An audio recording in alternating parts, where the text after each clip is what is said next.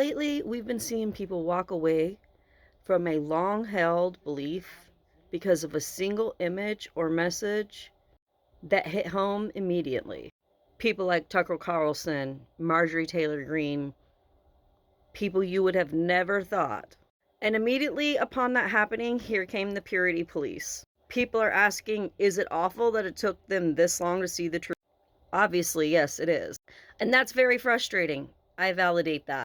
But we have to decide something for once and for all. Are we here to be right, or are we here to be effective? If we write off everyone who didn't see the truth from day one, are we leaving power, money, and influence on the table that could be used to save actual lives right now? Let that sink in. And we're seeing this in just about every circle now. From the knitting cult lady who just posted because people came at her because of a podcast that she chose to appear on for a discussion that she had, for simply talking to the other side. It has become incredibly culty, in Daniela's words, and I agree, to attack anyone who is willing to have a difficult conversation with people that normally they would not be conversating with. Let's be clear about something right here and now, okay?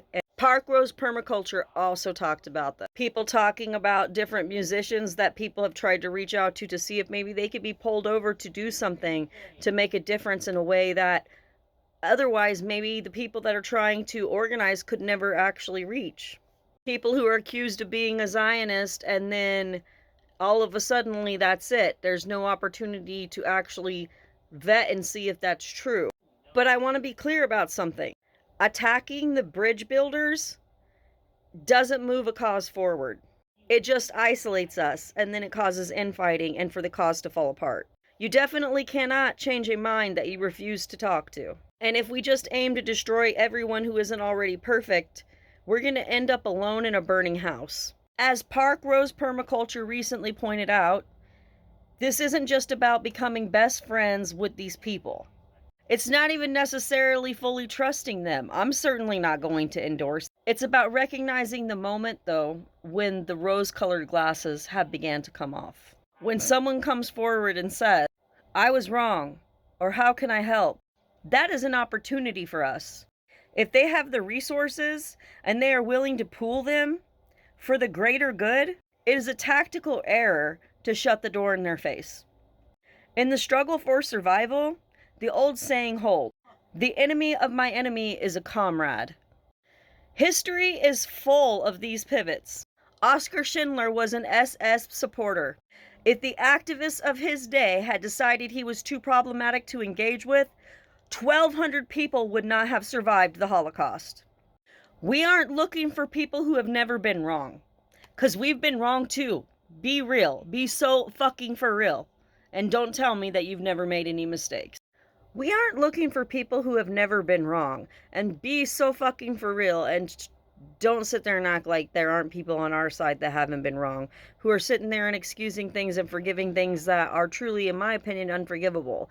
I will hold off on that, and you guys can go refer to my comrade, my friend Simona Barrica, to see what she's sharing right now. That's very important for activists to know about. Back to my point. We aren't looking for people who have never been wrong. We are looking for the moment they choose to be right. We are looking for the pivot. That is what real activism is. It's having the spine to show up, tell the truth, and stay in the room when it gets uncomfortable. I'm going to show them the truth every chance that I get.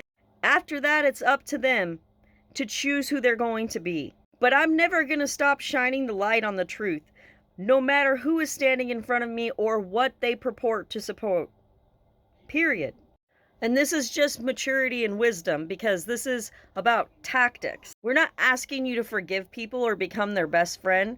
We're asking you to use strategy to think, how could this better benefit the movement and those who are actually being harmed, that we're out here trying to help and put a stop to that harm causing. That kind of gatekeeping and purity tests are self-sabotaging to all of us who are true advocates and activists out here. That is how movements fall apart, again, like I said before. And it's very important that we make a distinction here. A comrade is someone you work with for a common goal.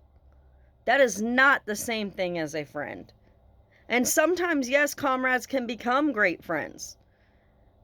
But the unity and the solidarity in the movement is what matters, not the individual relationships or connections that people might develop. There are people all throughout history who started out being possibly some of the most heinous characters in the world. And I can name another person with a problematic background, John Newton. That is the man who actually wrote the infamous song Amazing Grace. That song went on to become an anthem of hope. But Newton didn't start out as a saint. He was a slave ship captain. He was literally making a living off of selling other human beings. It took a literal storm, a slow and painful awakening for him to see the horror of what he had become and been doing. But when he did, he didn't just cancel himself. He became an ally to the abolitionist movement. He provided the inside information that helped Wilberforce and the slave trade in Britain.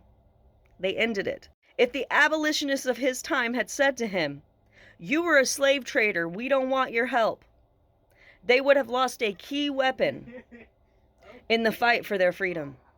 We need people who have seen inside of the machine because they are the ones who know how to dismantle it. Think about what you're doing. Is it tactical? Is it strategical? Is it going to help the movement?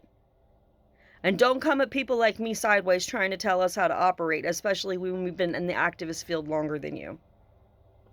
Have a day, as Knitting Cult Lady always says.